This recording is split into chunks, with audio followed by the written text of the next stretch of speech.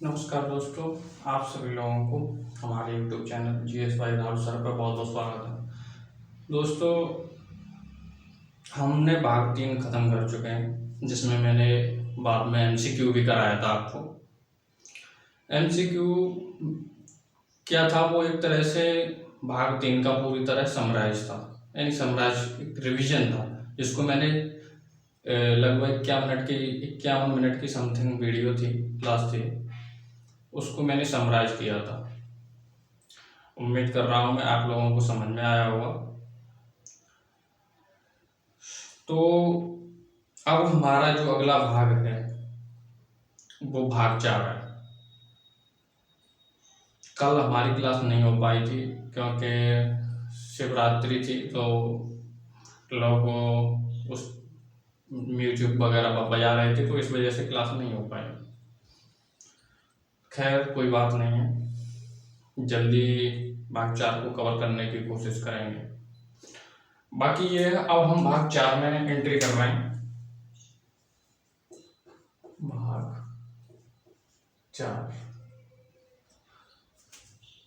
भाग 4 में बात की गई है नीति निर्देशक तत्व। नीति निर्देशक तत्व, जो राज्य के नीति निर्देशक तत्व हैं, उनको इंग्लिश में कहते हैं directive principle of state policy. Directive principles of state policy यानी राज्य के नीति निर्देशक तत्व के बारे में हम देखेंगे। तो इसमें हम सबसे पहले देखेंगे कि राज्य के नीति निर्देशक तत्व क्या मतलब क्या है, ये कहाँ से लिए गए हैं, इनकी नागरिकों के प्रति क्या भूमिका है, इनकी प्रकृति क्या है, और ये न्यायोचित हैं या गैर न्यायोचित हैं, तो हम उसके बारे में देखेंगे। सबसे पहले मैं बताऊं, भाग 4 में ये जो नीति निर्देशक तत्व हैं ये बहुत इंपॉर्टेंट है, और कभी कभी क्वेश्चन इनसे पूछ भी लेता है। वो जैसे स्टैंडर्ड के हिसाब से पूछता है, अगर अच्छे लेवल की परीक्षा है तो थोड़ा उस हिसाब से पूछेगा, और अगर कोई वनडे एग्जाम है तो उस हिसाब से पूछेगा। तो हम भाग 4 में देखेंगे ये नीति निर्देशक तत्व कहाँ से लिए गए हैं। तो भैया ये आयरलैंड के संविधान से लिए गए हैं। आयरलैंड के संविधान से ये प्रभावित हैं। इनकी जो प्रकृति है गैर न्यायोचित है।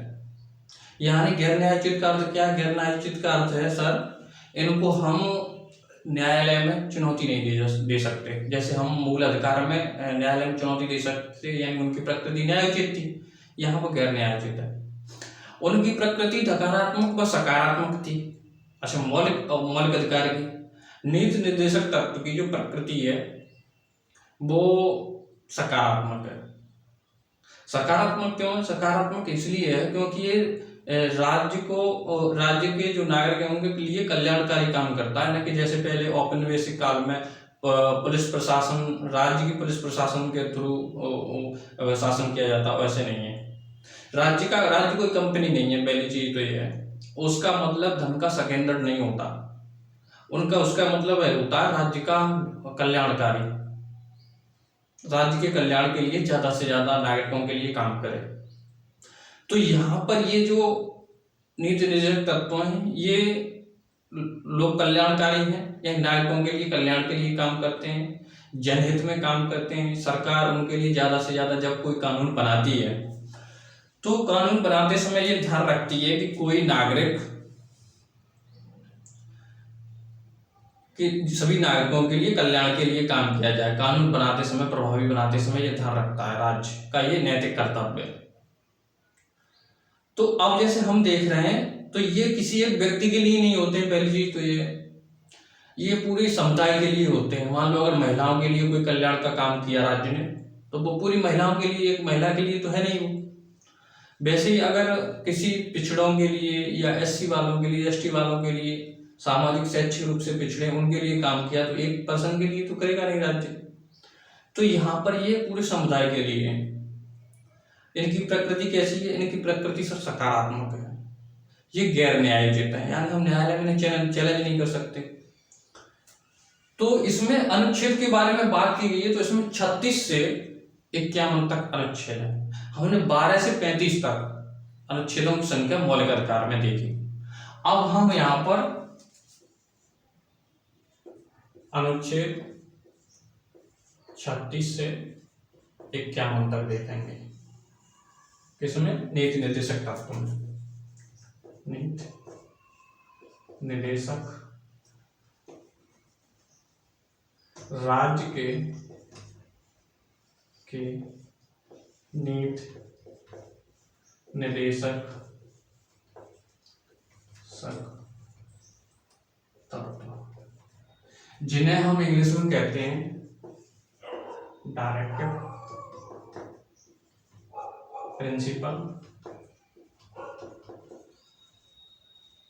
Principle of state policy. अब हम जैसे इसका अर्थ है सर,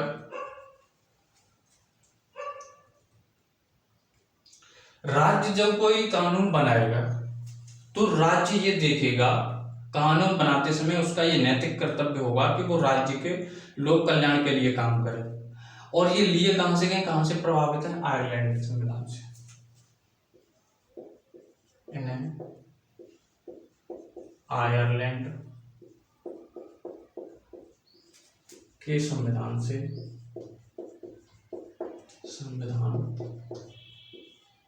से लिया गया है।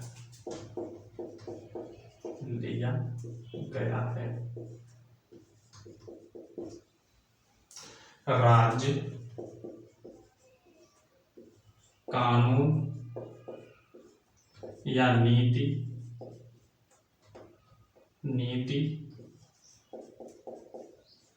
बनाते समय इन्हें ध्यान में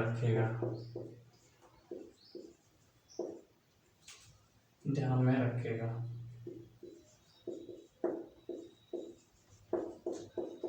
यानी राज्य जब कानून बनाएगा, कोई नीति बनाएगा, तो वो ध्यान में रखेगा नीति निर्देशक तत्वों को, जिसका उद्देश्य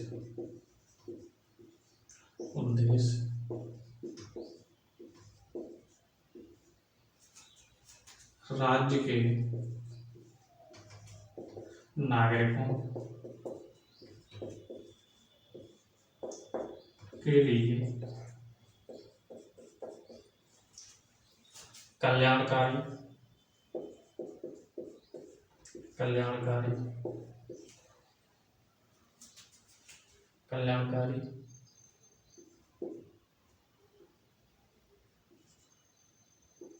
बनाने से संबंधित है। यानी राज्य जब कानून बनाएगा तो वो कानून बनाते समय ये ध्यान रखेगा कि जो राज्य के नागरिक हैं उनको कल्याणकारी बनाने से संबंधित है, यानी कल्याण के लिए काम करेगा, कल्याणकारी बनाने से संबंधित है।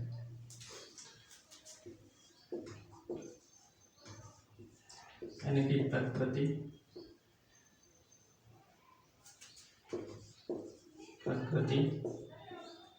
गैर न्यायोचित है।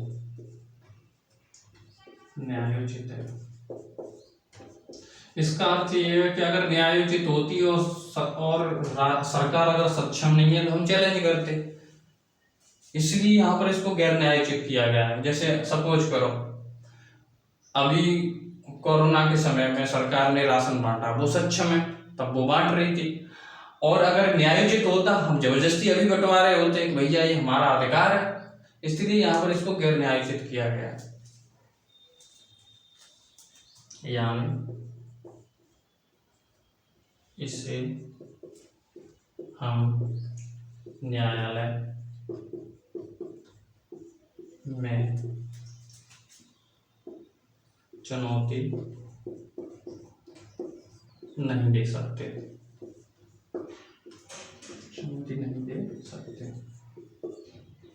यानी न्यायालय में हम इन्हें चुनौती नहीं दे सकते, इसका अर्थ ये है। अब जैसे न्यायालय में चुनौती नहीं दे सकते, गैर न्यायोचित है, एग्जाम में कैसे पूछेगा, ऑप्शन दे देगा न्यायोचित है, गैर न्यायोचित है, तो यहाँ पर ये सब गैर न्यायोचित है। संक्षेप में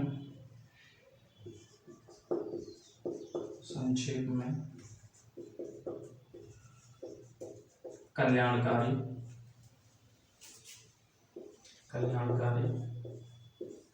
राज्य की स्थापना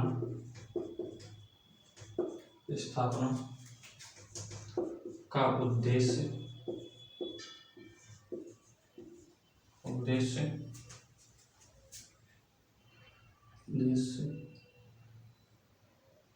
से है,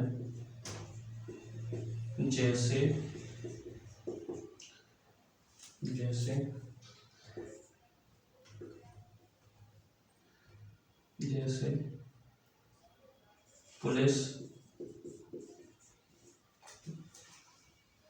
राज्य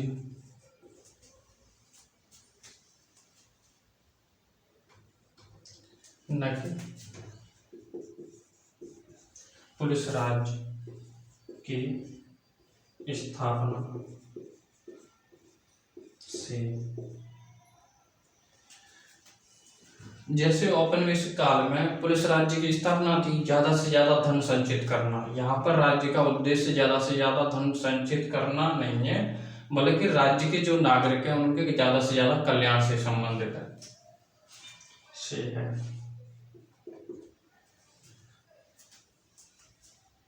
ठीक है, तो यहाँ पर पुलिस राज्य की स्थापना से नहीं है, जैसे औपनिवेशिक काल में था वैसा नहीं है। यहाँ पर क्या है, राज्य की स्थापना का उद्देश्य है कल्याणकारी राज्य की स्थापना, न कि पुलिस राज्य की स्थापना का उद्देश्य नहीं, जैसे औपनिवेशिक काल में था। तो हमने क्या देखा, इनकी ये कहाँ से लिए गए, आयरलैंड से, संविधान से, आयरलैंड के संविधान से लिया गया। इन राज्य कानून बनाते समय इन्हें ध्यान में रखेगा, जिसका उद्देश्य राज्य नागरिकों के लिए कल्याणकारी बनाने से संबंधित है। राज्य को क्या करना है, कल्याणकारी राज्य की स्थापना करना है, न कि पुलिस प्रशासन की, जैसे औपनिवेशिक काल में था। ऐसा नहीं, राज्य कोई कंपनी नहीं है पहली चीज तो, जिससे उसका कोई काम धन संचित ही करना है। धन संचित करना है, लेकिन राज्य के जो नागरिक हैं उनके ज्यादा से ज्यादा कल्याण करने से संबंधित है। लेकिन यहाँ पर जबरदस्ती हम नहीं करा सकते। अगर सक्षम राज्य होगा तो उसका ये नैतिक कर्तव्य होगा। राज्य कैसा कर्तव्य होगा, नैतिक कर्तव्य होगा। राज्य कानून बनाते समय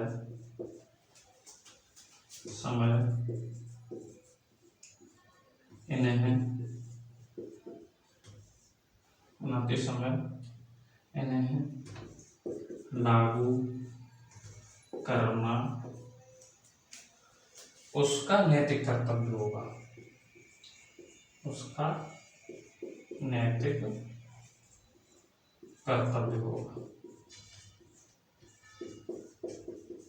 कैसा कर्तव्य होगा, नैतिक कर्तव्य होगा। बनाते समय लागू करना उसका नैतिक कर्तव्य होगा। तो अब हम देखते हैं आगे। उम्मीद कर रहा हूं आप लोगों को समझ आया होगा। फिर भी अगर समझ में नहीं आ रहा है तो आप कमेंट सेक्शन में हमें बताइए। अच्छा, जैसे हम देख रहे थे मौलिक अधिकार से इनकी तुलना की जाए तो मौलिक अधिकार न्यायोचित थे, और ये कैसे हैं, ये गैर न्यायोचित है। मौलिक अधिकार किसी एक व्यक्ति के कल्याण के लिए थे। एक व्यक्ति जिसके साथ शोषण हो रहा है वो चैलेंज कर सकता था। जैसे हम तुलना करके देखें मौलिक अधिकार के साथ तुलना करके देखें। दूसरी तब हम नीति निर्देशक तत्व को ले लेते हैं। ये समझने के लिए मैं फ्लो चार्ट के थ्रू तुलना करके आपको समझाने की कोशिश कर रहा हूं। ये नकारात्मक व सकारात्मक दोनों प्रकृति के थे। इधर ये क्या है, सकारात्मक है, क्योंकि राज्य का नैतिक कर्तव्य है कि जो उसके नागरिक हैं राज्य के, उसके लिए कल्याणकारी के लिए काम करेगा। यहाँ ये राज्य के प्राधिकार को एक तरफ रोक रहा था, दूसरी तरफ संरक्षण भी दे रहा था नागरिक को, तो नकारात्मक सकारात्मक थी मौलिक अधिकार। अब इधर ये सकारात्मक है क्योंकि लोगों के कल्याण के लिए काम कर रहा है। ये किसी एक व्यक्ति के लिए थे, किसी एक व्यक्ति के लिए थे, यानी जिसके साथ शोषण हो रहा है उसके लिए वो उसको संरक्षण है वो न्यायालय जा सकता था। ये किसी एक समुदाय के लिए, एक समुदाय के लिए। अच्छा, ये न्यायोचित प्रकृति के थे, न्यायोचित प्रकृति के थे। ये कैसे हैं? ये गैर न्यायोचित प्रकृति के, यानी हम न्यायालय में कोई चुनौती नहीं दे सकते। अच्छा सर, अब जैसे ये स्वतः लागू थे, ये इन्हें लागू करने की आवश्यकता नहीं थी, करने की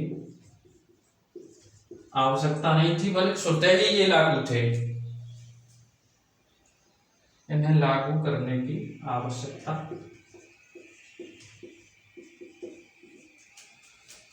नहीं थी, बल्कि स्वतः लागू थे, स्वतः लागू थे। इन्हें लागू करने के लिए विधान की आवश्यकता है, कानून की आवश्यकता होती है। इन्हें लागू करने के लिए किसी कानून की यानी विधान की आवश्यकता होती है, कानून की आवश्यकता होती है।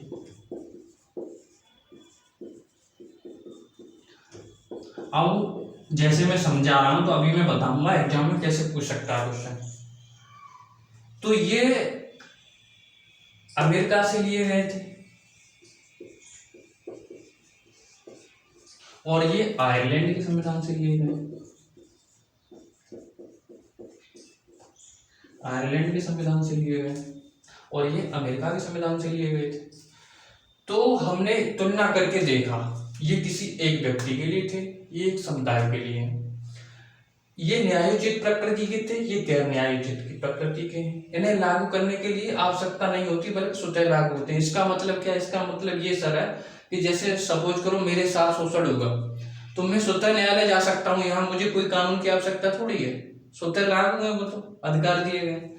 यहाँ क्या था, अगर राज्य कोई कल्याणकारी काम करेगा तो वो कानून, उसके लिए कानून की आवश्यकता होगी, ठीक है। और ये आयरलैंड के संविधान से लिए गए नीति निर्देशक, तो ये अमेरिका के संविधान से लिए गए। अच्छा सर, तो अब हम आगे देखते हैं।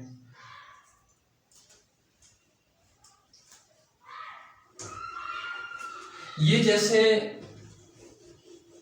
क्वेश्चन पूछेगा तो ये जैसे राजनीतिक लोकतंत्र की स्थापना कर रहे थे, नागरिकों को अधिकार देके राजनीतिक लोकतंत्र की स्थापना कर रहे थे। इधर ये सामाजिक व आर्थिक लोकतंत्र की स्थापना कर रहे हैं, आर्थिक लोकतंत्र की स्थापना कर रहे हैं,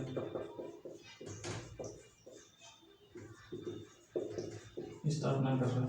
अब एग्जाम में कैसे पूछेगा? एग्जाम में पूछ लेगा इनकी प्रकृति है नीति निर्देशक तत्व की, तो आपको पता है तो आप तुरंत लगाओगे सर गैर न्यायोचित है। ये कहां से लिए गए? सर आयरलैंड से लिए गए नीति निर्देशक तत्व। इन्हें लागू करने की आवश्यकता होती है, स्वतः लागू होते हैं, इन्हें लागू करने की आवश्यकता होती है तो ऐसे क्वेश्चन बना सकता है। ये स्वतः लागू नहीं होते, इनके लिए कानून की आवश्यकता होती है, बल्कि मौलिक अधिकार स्वतः लागू होते हैं। इनकी प्रकृति कैसी है? राजनीतिक लोकतंत्र की स्थापना करते हैं, वह ये नीति दे सकता है तो सामाजिक व आर्थिक लोकतंत्र की स्थापना करते हैं। तो ऐसे क्वेश्चन पूछ लेगा। ये किसी एक व्यक्ति के लिए होते हैं मौलिक अधिकार, बाकी नीति निर्देशक तत्व किसी समुदाय के लिए होते हैं, ऐसे क्वेश्चन पूछ लेगा। आया समझ में? तो आप लोगों को उम्मीद कर रहे हैं समझ आ रहा होगा, और फिर भी अगर नहीं आ रहा है तो हमें कमेंट सेक्शन में बताइए, जिससे मैं और आपको समझाने की, अगर बाउंस हो रहा है, वैसे नहीं हो रहा होगा मैं उम्मीद कर रहा हूँ, क्योंकि मैं समझा रहा हूँ अच्छे से आपको एक एक शब्द, और एक एक शब्द पर ध्यान दीजिएगा। फिर भी अगर बाउंस हो रहा है, क्योंकि मैं यहाँ पर कोई क्वेश्चन छोड़ना नहीं चाहता हूँ, चाहे कोई भी लेवल का हो। अब हमने देखा कि इसमें जो अनुच्छेदों की संख्या है वो कितनी है? सब 36 से 51 तक है। तो जैसे हमने मौलिक अधिकार में 12 से 35 पढ़ा, अब हम यहाँ 36 से 51 तक पढ़ेंगे। तो अनुच्छेद 36 देखते हैं सबसे पहले। जैसे हमने अनुच्छेद 12 में बताया राज्य की परिभाषा के बारे में, तो राज्य की परिभाषा से मैंने पहले ही बता दिया था, जैसे हम अनुच्छेद 12 पढ़ रहे हैं वैसे ही अनुच्छेद 36 पढ़ेंगे। 12 में राज्य की परिभाषा के बारे में बताया गया था, यहाँ भी 36 में राज्य की परिभाषा के बारे में बताया गया है। राज्य की परिभाषा, राज्य की परिभाषा के बारे में मैं बता चुका हूं। राज्य की परिभाषा का अर्थ है यहाँ पर, चाहे वो केंद्र सरकार हो, चाहे वो राज्य सरकार हो, चाहे वो स्थानीय सरकार हो, इसके अंतर्निहित हैं, सब इसमें शामिल है। यहाँ राज्य की परिभाषा से मतलब प्रांतीय सरकार से नहीं है। अब हम जैसे देखते हैं अनुच्छेद 37 में क्या कहा गया है?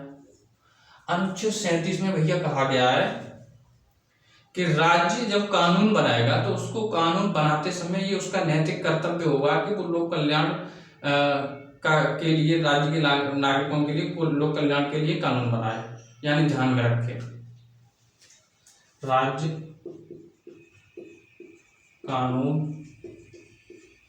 बनाते समय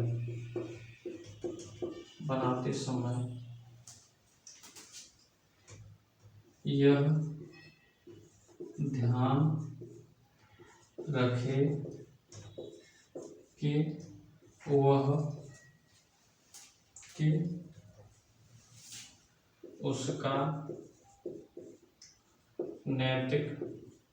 उसका नैतिक कर्तव्य है कि लोक कल्याण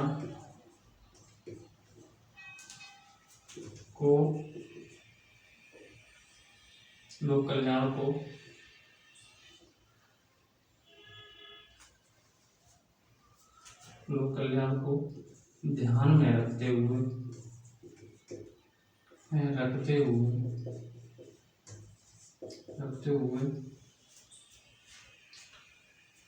राज्य कानून बनाते समय यह ध्यान रखे कि उसका नैतिक कर्तव्य है कि वह लोक कल्याण के लिए काम करे। ठीक है, ये उसका नैतिक कर्तव्य होगा। यहाँ पर ये न्यायोचित है, न्यायोचित नहीं है, गैर न्यायोचित है, यानी हम इसको जबरदस्ती नहीं करा सकते, न्यायालय नहीं जा सकते। जैसे मैंने आपको उदाहरण देके बताया, इन तत्वों को उसको लागू करना ये उसका नैतिक कर्तव्य होगा।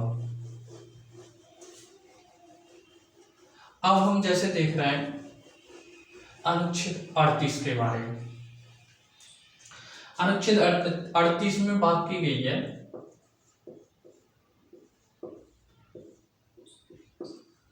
लोक कल्याण की अभिवृद्धि के लिए, लोक कल्याण की अभिवृद्धि के लिए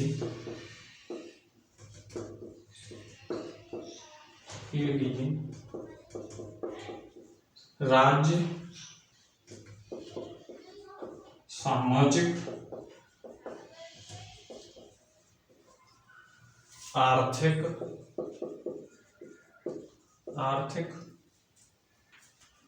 और राजनीतिक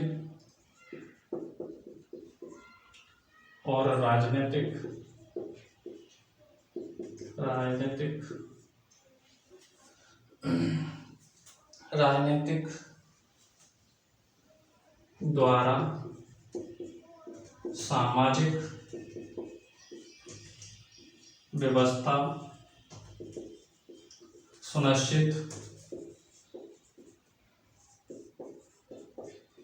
सुनिश्चित करना और अवसरों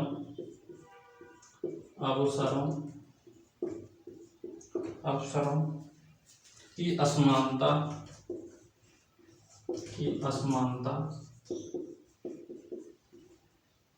को खत्म करें। राज्य का क्या कर्तव्य होगा? उसको अवसर की जो समानता असमानता है, यानी लोगों के पास जो अवसर है उसकी असमानता को खत्म करे, यानी समानता लाने की कोशिश करे। लोक कल्याण की अभिवृद्धि के लिए राज्य सामाजिक, आर्थिक और राजनीतिक द्वारा सामाजिक व्यवस्था सुनिश्चित करने के लिए वो काम करना चाहिए। उसको अवसरों की जो समानता है, जैसे कहीं लोग बहुत पिछड़े हैं, कहीं किसी की आर्थिक स्थिति और सामाजिक शैक्षिक स्थिति अच्छी है, किसी की खराब है, तो राज्य का ये नैतिक कर्तव्य होगा कि वो यहाँ पर असमानता को खत्म करने का प्रयास करे। अब जैसे यहां पर एक बात और बोली गई है, वो भी इंपॉर्टेंट है, सबको रोजगार के आय की सुविधा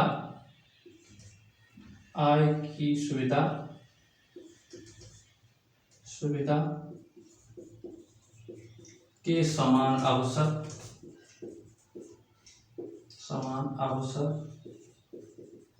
अवसर मिलेंगे। यानी राज्य का ये कर्तव्य होगा कि वो सबको रोजगार, वो आय की सुविधा के लिए समान अवसर दे। ये राज्य का नैतिक कर्तव्य होगा। यहाँ पर मैं फिर बताने की कोशिश कर रहा हूँ, यहाँ पर ये न्यायोचित नहीं है, गैर न्यायोचित है। यानी तुम ये नहीं राज्य को चैलेंज कर दो न्यायालय में। ठीक है दोस्तों, अब हम आते हैं अनुच्छेद 39 पर।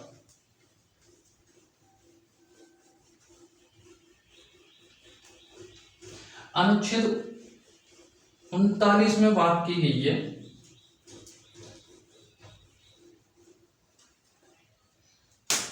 स्त्रियों एवं पुरुषों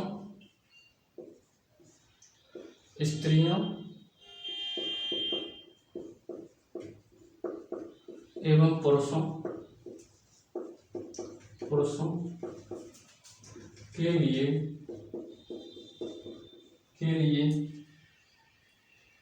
आजीविका के साधन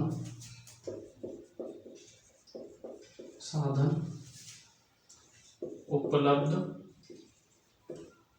कराए जाएं। यानी ये राज्य का नैतिक कर्तव्य है कि वो स्त्रियों एवं पुरुषों के लिए आजीविका यानी जीविका के लिए साधन उपलब्ध कराए। ये किसमें कहा गया है? अनुच्छेद 39 में। ये पहला पॉइंट है। सर दूसरा पॉइंट क्या है? दूसरा पॉइंट है राज्य जो आय की संपदा है उसका संकेंद्रण न करे, मतलब एक जगह केंद्रित न करे। राज्य आय की संपदा का संकेंद्रण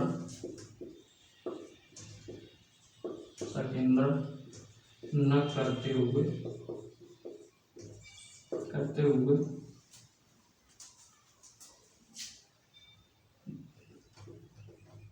न करे। तो यहाँ पर राज्य से कहा गया है कि वो आय की जो संपदा है यानी संपत्ति है उसका सकेंद्र न करे। आय राज्य कोई कंपनी थोड़ी है जो कि लोगों से ज्यादा कर ले लेके। अब जैसे तुमने देखा होगा राज्य कर के रूप में जो पूंजी लेता है, वित्त लेता है, तो उसको क्या करता है वो एक जगह सकेंद्रित न करते हुए बल्कि उसके बदले में उसके लिए कल्याणकारी काम करता है। ठीक है, जैसे सुरक्षा व्यवस्था हुई, पुलिस प्रशासन है, जिन लोगों के सामाजिक शैक्षिक स्तर खराब है उनको राशन देना, मकान देना, तो ये उसका नैतिक कर्तव्य है। अब हम अगला पॉइंट देखते हैं, पॉइंट नंबर 3, स्त्रियों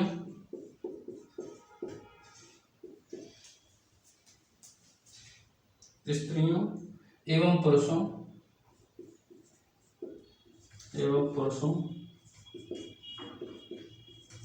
के लिए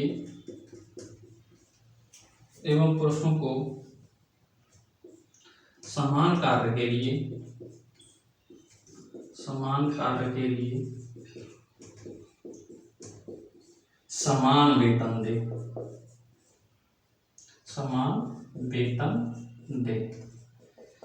यानी राज्य का ये नैतिक कर्तव्य वो होगा कि वो स्त्रियों एवं पुरुषों को समान कार्य के लिए समान वेतन दे, भेदभाव न करे, ये उसका नैतिक कर्तव्य है।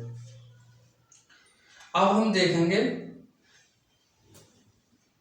राज्य जो है वो नागरिकों को यौन शोषण से बचाए। जैसे युवा अवस्था में उनका जो शोषण हो रहा है उससे राज्य रक्षा करे। अगला पॉइंट है राज्य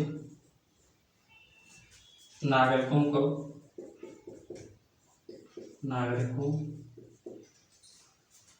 को यौन शोषण से सुरक्षा प्रदान करे, को बचाए। तो यहाँ पर उसका ये नैतिक कर्तव्य है कि जो युवा अवस्था, युवा पीढ़ी है उसको उसके शोषण से बचाए। ठीक है, अब हम देखते हैं इसी में 42वें संविधान संशोधन द्वारा 1976 में,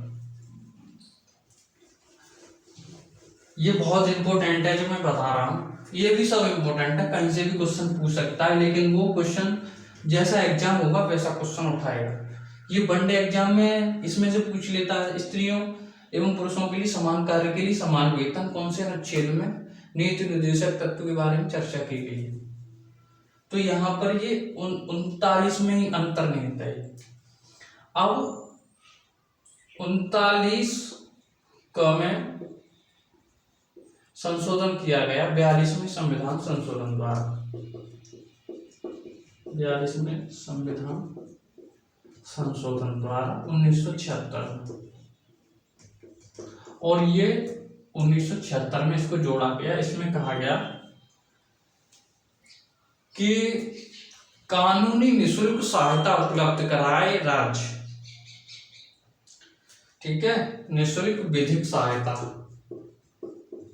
निःशुल्क कानूनी सहायता उपलब्ध कराए, कौन? राज्य।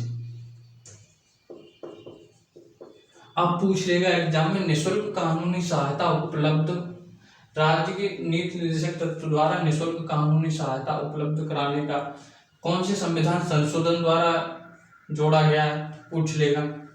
या पूछ लेगा ये कौन से अनुच्छेद में, तो ऐसे पूछ सकता है।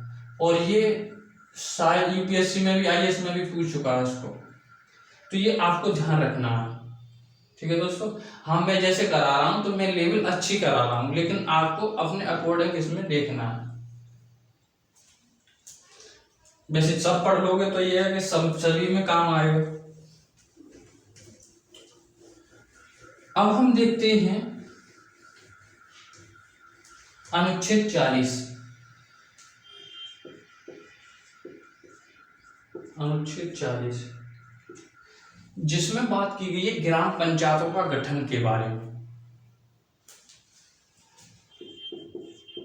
ग्राम पंचायतों का गठन, राज्य से कहा गया है कि वो ग्राम पंचायतों का गठन करे, यानी ये गांधीवादी है। गांधी केंद्रीकृत जो व्यवस्था थी उसकी तरफ गांधी का विचार था कि हम विकेंद्रीकृत व्यवस्था की तरफ बढ़े, एक सेंट्रलाइज न करें। तो यहाँ पर ग्राम पंचायतों का गठन की व्यवस्था की गई है, किसमें? अनुच्छेद 40 में। ये राज्य का नैतिक कर्तव्य होगा। ठीक है, अब हम देखते हैं अनुच्छेद 41।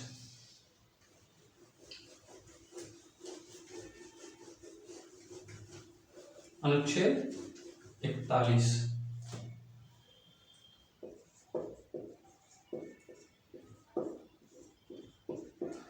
राज्य कुछ दशाओं में, कौन सी दशाएं? जैसे वृद्धावस्था,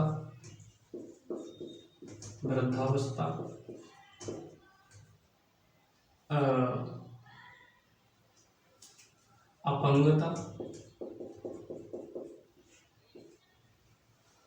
व बेरोजगारी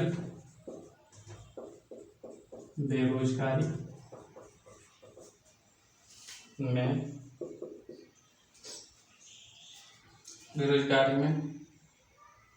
रोजगार की व्यवस्था सुनिश्चित करे,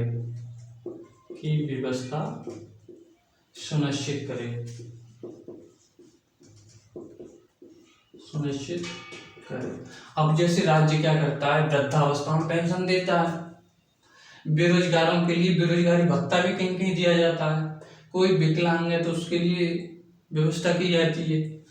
तो ये राज्य का नैतिक कर्तव्य है। किसका? राज्य का। ये व्यवस्था सुनिश्चित करे, राज्य यानी रोजगार की व्यवस्था सुनिश्चित करे, ये उसका नैतिक कर्तव्य है।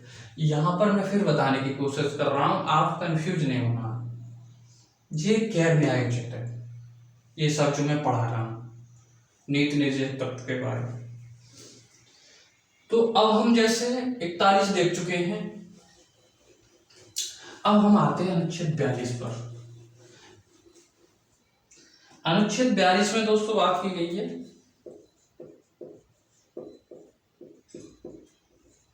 यानी काम की न्यायोचित व मानवोचित जो दशाएं राज्य उपलब्ध कराए,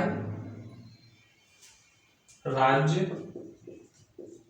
न्यायोचित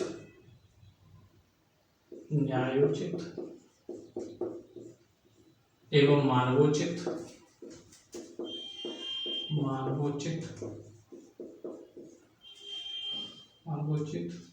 सहायता, मानवोचित दशाओं का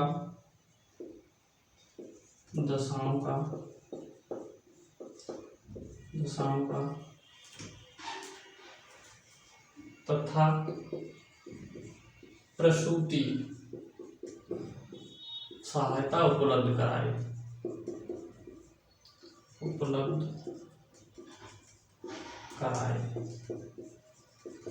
ये राज्य का नैतिक कर्तव्य है। वो न्यायोचित एवं मानवोचित, जो मानव के लिए उचित है और न्यायोचित है, न्याय के लिए उचित है, वो दशाएं तथा प्रसूति सहायता, ये महिलाओं से संबंधित है, उपलब्ध कराए। कौन? राज्य। ये किस अनुच्छेद में? तो अनुच्छेद ये दोस्तों 42 में।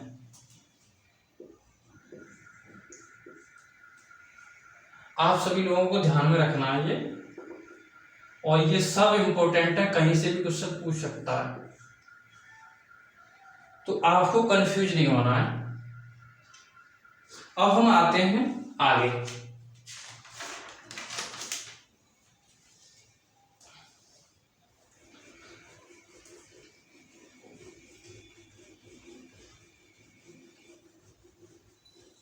अनुच्छेद 43 पर। अनुच्छेद 43 में बात की गई है सभी कामगारों के लिए निर्वाह मजदूरी, जीवन स्तर और सामाजिक सांस्कृतिक अवसर व्यवस्था सुनिश्चित कराने के लिए, सभी कामगारों के लिए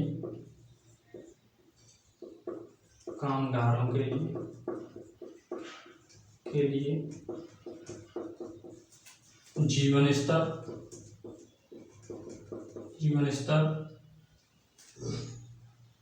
एवं जीवन स्तर के लिए एवं निर्वाह मजदूरी के लिए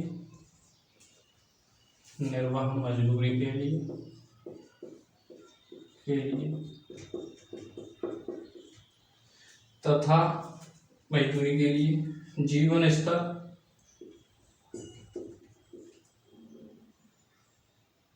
मजदूरी का जीवन स्तर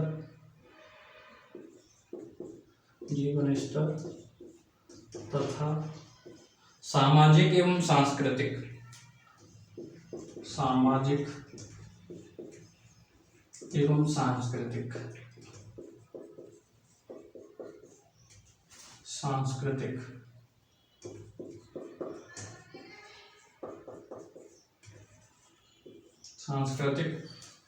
अवसर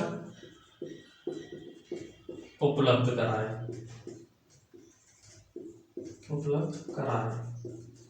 राज्य का ये नैतिक कर्तव्य होगा कि वो सभी कामगारों के लिए जीवन स्तर के लिए एवं निर्वाह मजदूरी के लिए, ठीक है, मजदूरी के लिए जीवन स्तर तथा सामाजिक एवं सांस्कृतिक अवसर उपलब्ध कराए। कौन? राज्य।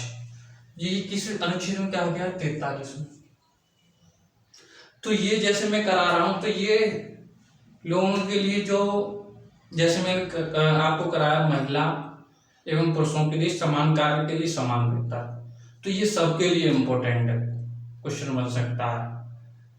तो कुछ जैसे अनुच्छेद है तो वो सबके लिए इम्पोर्टेंट है, जबकि जो बाकी के और हैं वो सब लेवल के लिए किसी भी एग्जाम में पूछ सकता है। जैसे निःशुल्क कानूनी सहायता, तो वो मैंने कहा अनुच्छेद 39 का में जोड़ा गया 42वें संविधान संशोधन द्वारा, तो वो किसी अच्छे एग्जाम में पूछ सकता है। तो आपको ये ध्यान रखना है। आज के लिए इतना ही। आपको बहुत बहुत धन्यवाद। और फिर भी मैं आपसे कहने की गुजारिश कर रहा हूँ, जो लोग प्रॉपर क्लासें ले रहे हैं वो शेयर करें, अपने दोस्तों को शेयर कर दिया करें क्लास को। बहुत बहुत धन्यवाद।